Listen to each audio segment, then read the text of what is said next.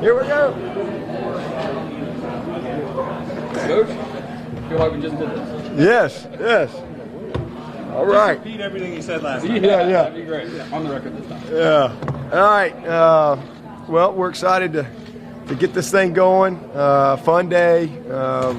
Really a fun day. Actually, even better than I hoped. And it was fun to see everybody kind of participating and meeting new people and to see our staff all involved and then get to top it off with a good chili dog. It's been a great day. So, but I know that all of the Clemson Nation, everybody's excited to get back out on the field. Our players are ready to get back to work on the field. You know, everybody's been grinding since January. There's always a little bit of a misconception. It's like, okay, we're beginning right now, but we're really not beginning right now. We're heading into the third phase of our journey. You know, as we break our year down into 4 phases, this is for our players the third phase, and for our coaches. So, you know, we get ready, we transform, then we head into prime time. And so there's been a lot of work going on, but this is the fun part, because we get a chance to get back on the field and start playing some games. Everybody's got a visual in their mind of that team last year, because we haven't played a game since then. But this is a very different team, and everybody's ready to turn the page. And until you play a game, it's hard to do that, I think, for a lot of our fans. So August 29th will be here before you know it. We got a lot of work to do with this team. We got a lot of work. We're a true work in progress, but it's been a good summer. You know, the guys have really handled themselves well. The leadership and the accountability has been excellent. Injury-wise, we're in a good spot. I think we've got a couple of guys that y'all have known about that are working their way back. Brighton Constantine's just getting in here, and he's coming off an injury. Amari, you know, probably the only guy you don't know about is Logan Cash. He's got a back injury. He's going to have a procedure done. So he's probably going to be not true football ready till later in the season. So he's a guy we'll wear red shirt and get him healthy and take our time with him. But he's the only one you know, right now that would be in a category that something you didn't know about. But he'll be okay. We just something we got to do and work our way back with him. But a young player, got a lot of football left in front of him. But other than that, everybody's excited, ready to go. Niles has had a great summer. Jordan's had a great summer. Those guys are eager to get back out on the field and they've been leaders off the field. Now they're ready to go be leaders on the field.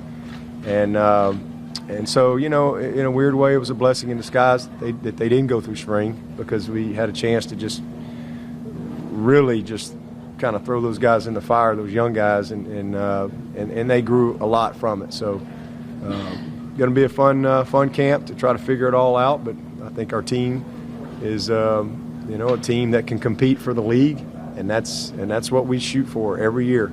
It's never a goal to win a national championship. You've heard me say that many times. Those are all those type of things come, you know, through staying focused on the goals that we have in our program. And you know, but I do think this team, when it's all said and done, will be a team that can compete for the league. And if you can compete for the league, you got a chance for lots of other opportunities. But that's always our focus, and won't be any different this year. You used the term last night about having to keep your hand on the wheel a little bit more with this team. Could you just kind of address the differences of coaching this younger team as opposed to the veteran league team last year? Yeah, it's different. Just because if you look at our roster, we have 120 on the roster, and 80 of them were freshmen and sophomores, you know, and then 40 of them are juniors and seniors. So there's just, you know, you have to train a little different in the summer because there's just a lot to teach. And I was just telling Kelly and Kwok over there, it's our job to meet them where they are.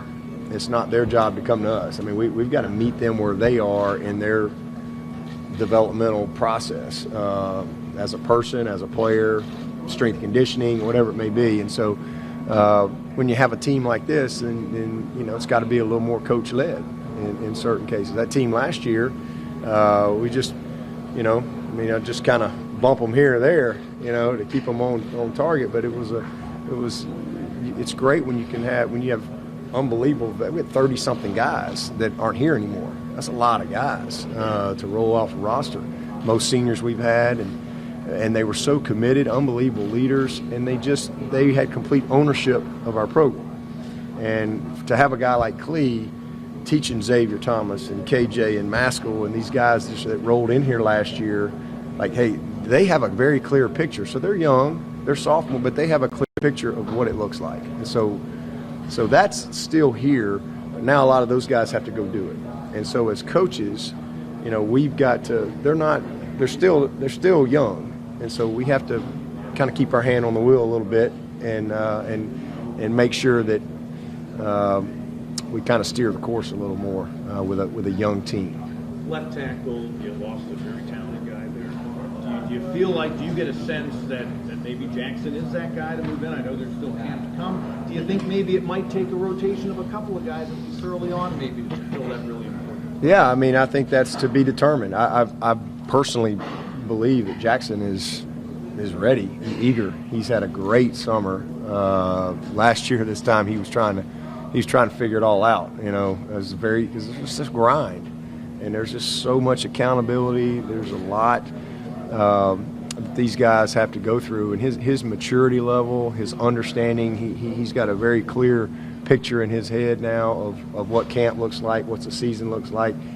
Same thing. Just like I was talking about Clee, he had Mitch Hyatt to watch every day. How he practiced, how he met, how he took care of his body. How he responded to coaching, how he responded to success, adversity, whatever it may have been. So he's got a very clear picture in his mind. But athletically and football skill-wise, he can be great. I mean, he's really a special talent, and so I think he's eager to go prove that he can lock it down. But yeah, we got all kind of options. Ankrum can play left. John can play left. Blake Vincent had a really good spring for us. So we've got a lot of flexibility up front, but it's certainly going to start with Jackson. And I don't have any doubt that he'll seize the moment. With Amari, do you have a timetable yet for when he might? No, that's all Danny Poole and all those guys, and just really kind of where he is. I think those injuries are so individual. I mean, you look at a guy like Deshaun Watson, for example, and he had his first one. He came back and won a national championship. He had his second one. He came back and made All-Pro. So, and I think his body responded well, and then obviously he put the work in. And I will say this, Amari has been phenomenal, and I would say he's definitely ahead of probably where most people would be, and is doing really well. He's running straight ahead. I think they'll start letting him cut here soon, but no real timetable. And it just, I think he's hopeful. We're all hopeful that, maybe he'll be back sometime in September. That'd be awesome. But there's no set, like, he'll be back at this time. When he's back, he's back. The good news is he will be back, and he'll be better than ever, no doubt. You have so many weapons on offense, but how much will the loss of Braden Galloway impact your passing game? Well, Braden was a freshman last year. We had high hopes for him this year, so it's hard to say that that's going to impact us a lot, because he really it's not like saying, okay, T was here last year, now T's not here. So can't really say we've lost anything because he hadn't done it yet. We had high hopes, that for what he could have done this year, but it's a lot of opportunity for JC. He's the next guy, and this is a big moment for him to step up and be the contributor that we need him to be at that position. But we got a lot of options. I mean, we got Jalen Lay, who's here. We got excited to see if he's taking a step. Davis just got here this summer. See where he is. Luke Price is a guy we moved over, and JL. So we got guys. We'll figure it all out. But we've also got a bunch of wideouts that we can just roll another one of them guys out there on third down. I don't think you really trick a lot of people on third down, when everybody, knows you're throwing the ball. So we did some of that last year toward the latter part of the season. We did not a lot, but we did a little more 10 personnel. And so we'll have plenty of options when it comes to throwing the football. To me, the bigger thing is just the depth at the position. Losing a quality young talent like him for this year, you just have to look at it like an injury. He's out for the year, and he's going to have a couple years after that. And hopefully, when his story is all written, he'll be that great player that we think he can be. You know, they can be back for the playoff. Boy, I like how you think. Man, it'd be great to be in the playoff.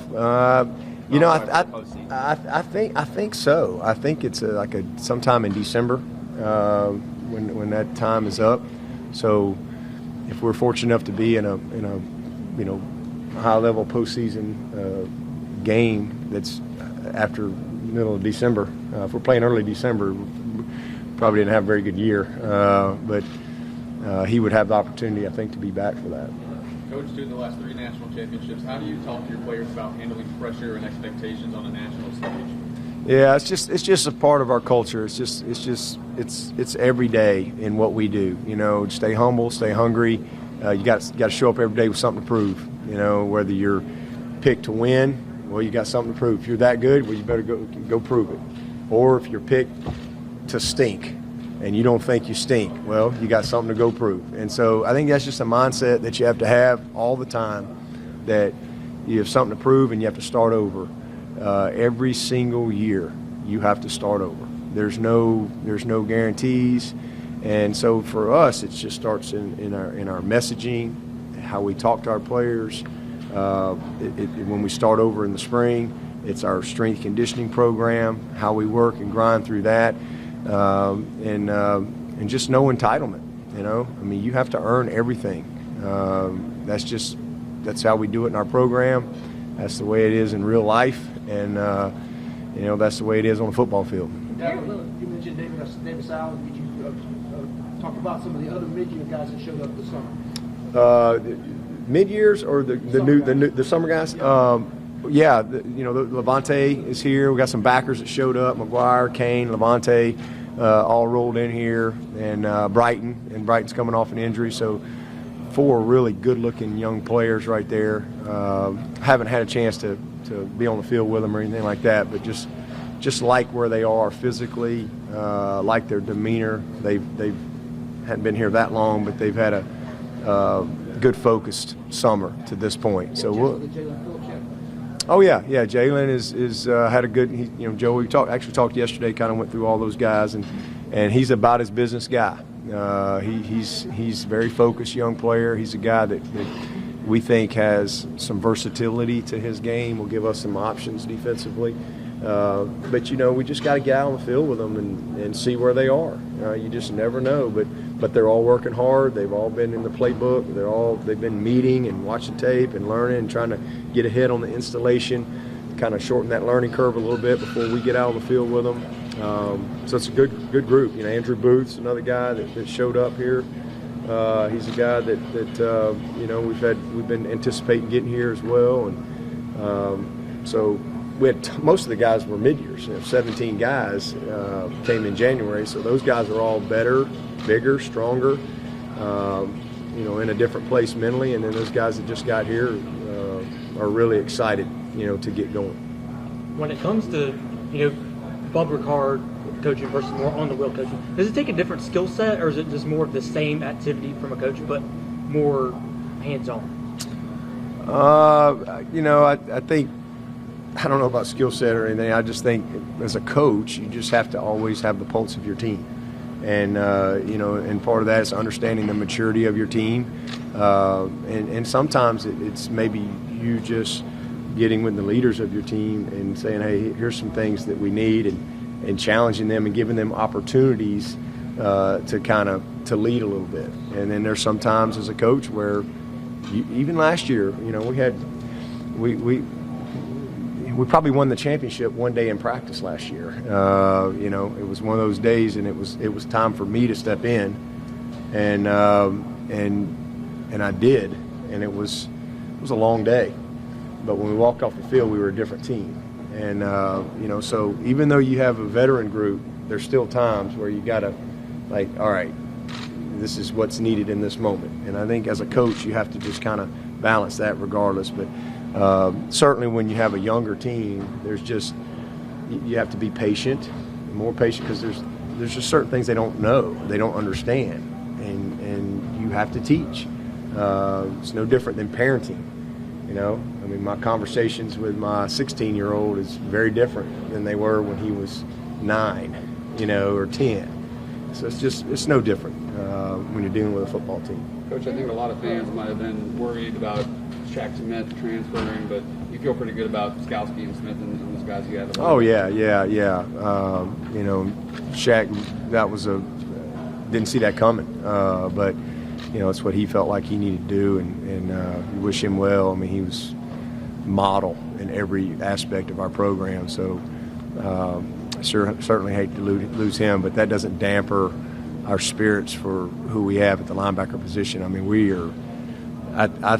I personally think that this could be as good a back seven as we've had. I just really am excited about the personnel that we have. We'll have a little younger depth at linebacker, but I think we're athletic.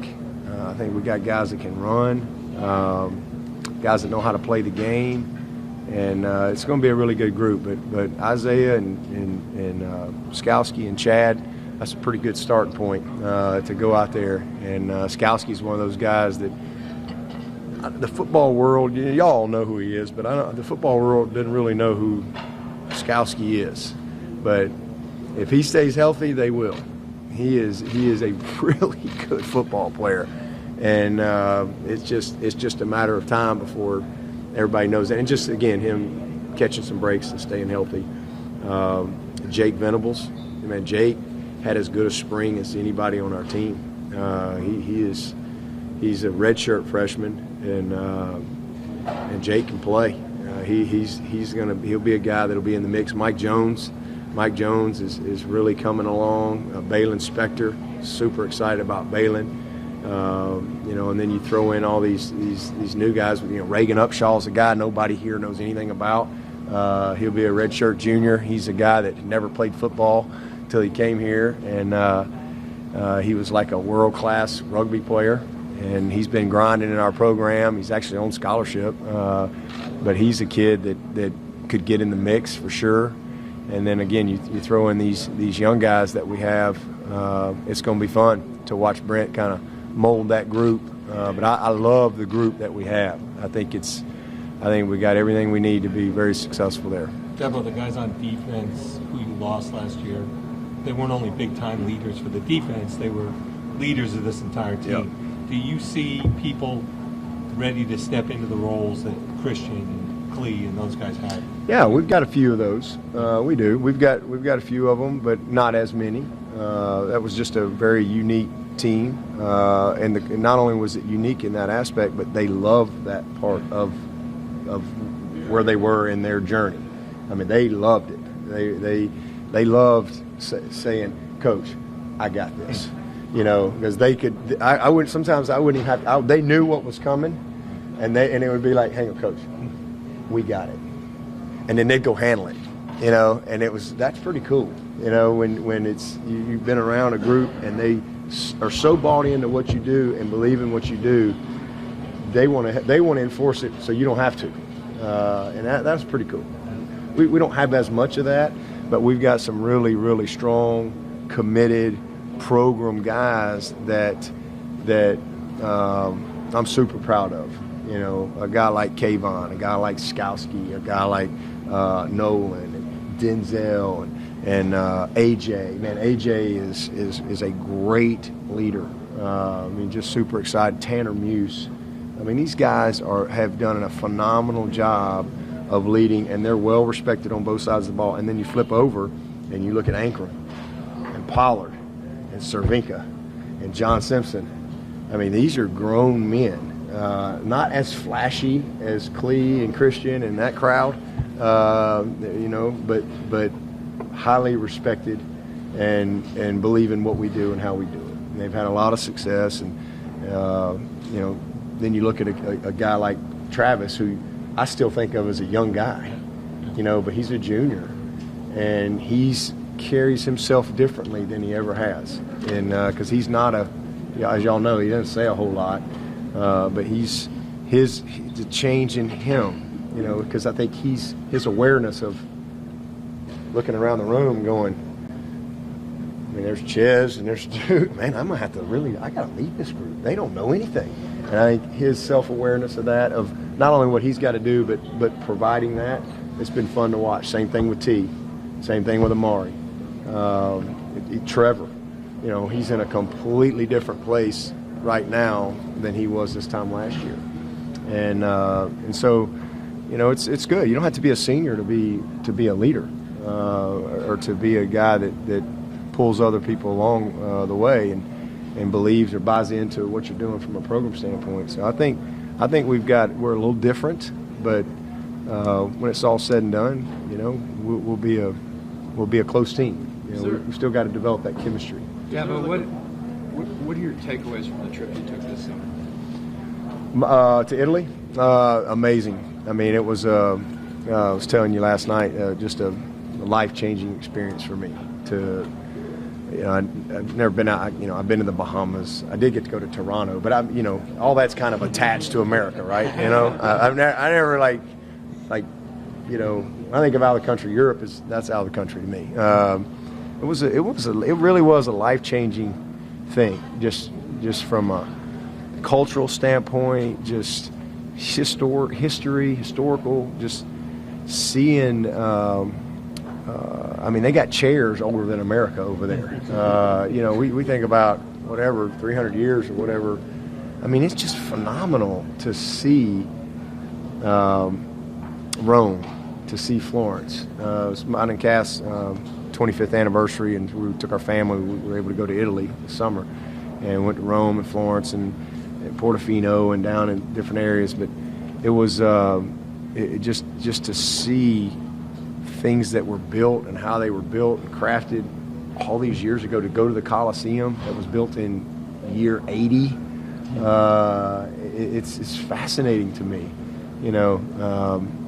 just how smart people had to be, architecturally, engineering. I mean, it's not like, they didn't have CAD machines and computers, and it just, how about power? They didn't have that, and just, it was pretty amazing experience. And then the diversity of, it's almost like South Carolina and Georgia, different countries, different languages.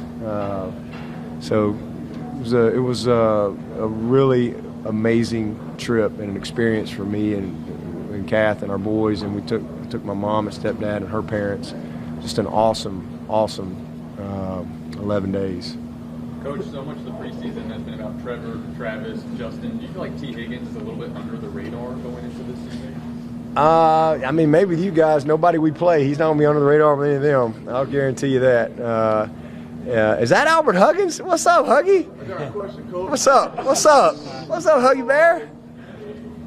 All the guys. Can you get a 6th year? We could use you one more year. I know you're busy. Nah, man. Last year, the D-line was so deep, man. How much are you going to miss those guys? Even though I know you got more guys coming in that can take their place, how much are you going to miss those guys? Yeah, that's a great question, Huggy. I had a great meeting with your D-line coach, by the way. When I was out in Houston. I'll fill you in on that. But as I was just saying, I think we can replace talent. I think we have really talented young players, but replacing the experience, the knowledge, the nuances, the game within the game, there's no greater teacher than experience. And those are the things that you just don't replace. You have to grow into that. And, some of it you just got to learn as you go. But I do think we've got great talent, and we've got some guys eager. We're just not as deep. We've got good depth talent-wise, but we don't have experience depth. Whereas last year, just the opposite. We're rolling NFL guys in there. You got Dexter and Christian and Huggins, and these guys these are veteran guys and just experienced. And now you take Niles out, and there's a true freshman walking on the field, and he hasn't played a snap. So, just a different type of experience, but really talented. we just got a lot to teach them, a lot to teach them. But no different. Those guys were all freshmen too at one time. They were all young bucks, and they all hung in there and did pretty good. Dabo, is Garrett Williams, is that officially? See you, Huggy. I need a hug from you. Yeah. Garrett won't be back. He's. I'm not sure he's decided 100% what he's going to do as far as military and all that. But he's not. He won't be back playing football. Did he get banged up? He did. He's doing good. Yep, he's doing good. Coach, last year you had a luxury of 3 veteran running backs, and then you had Dixon as well.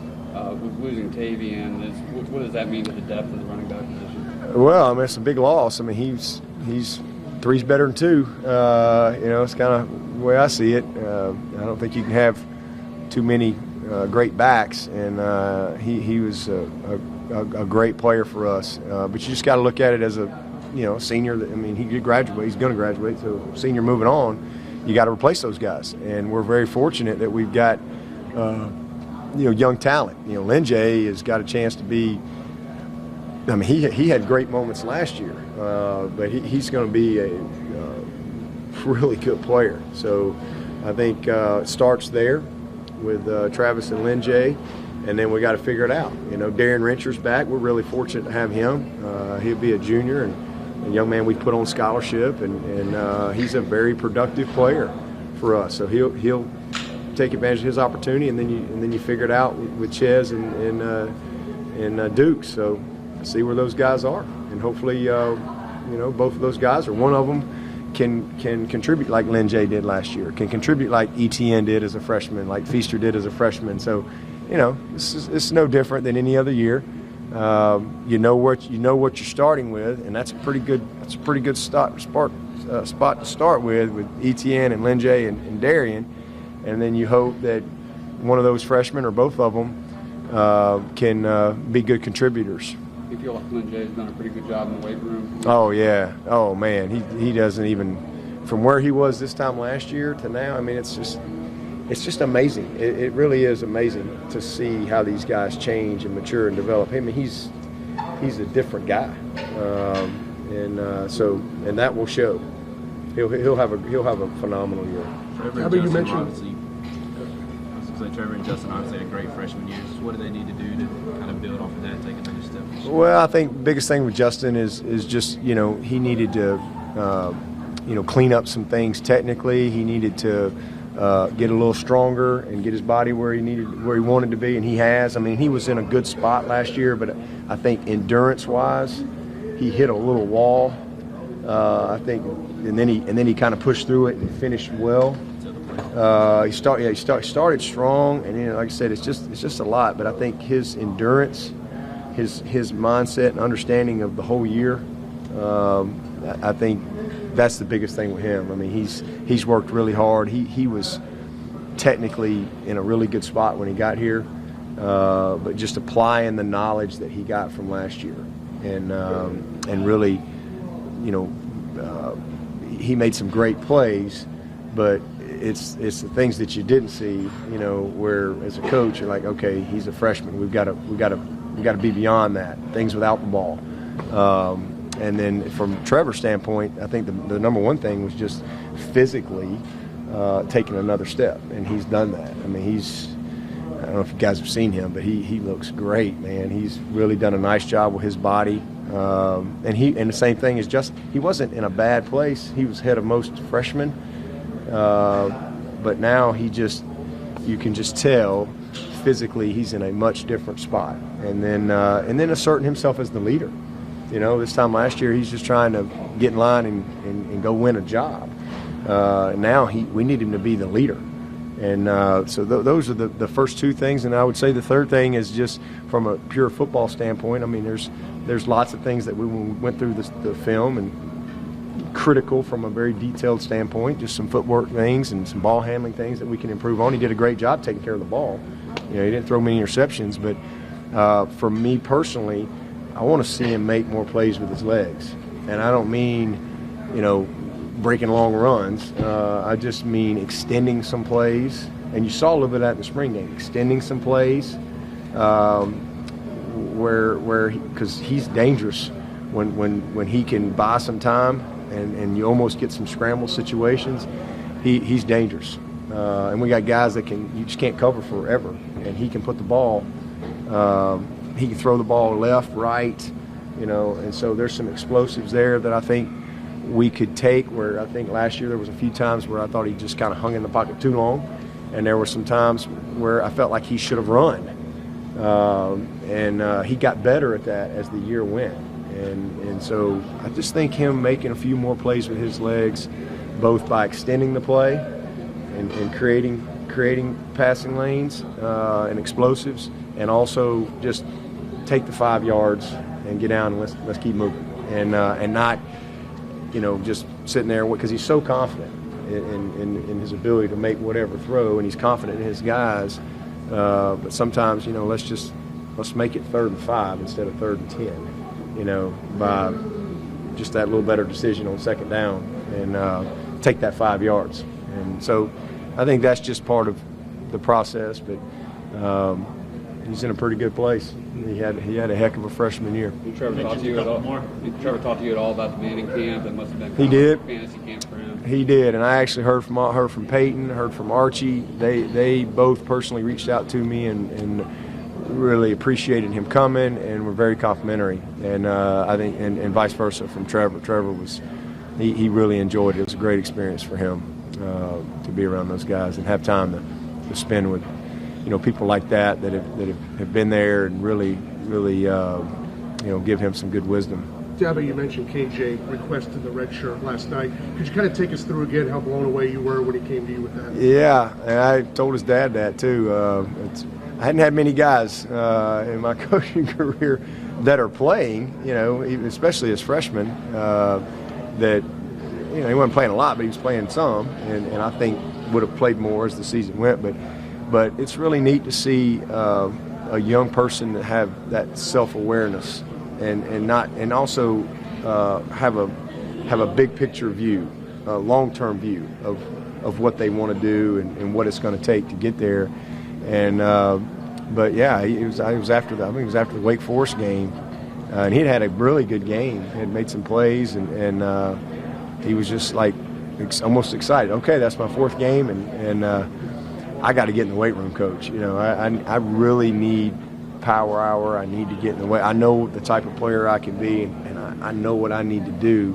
And I think him looking at Clee, him looking at Austin every day, and he saw where he was just from a strength standpoint.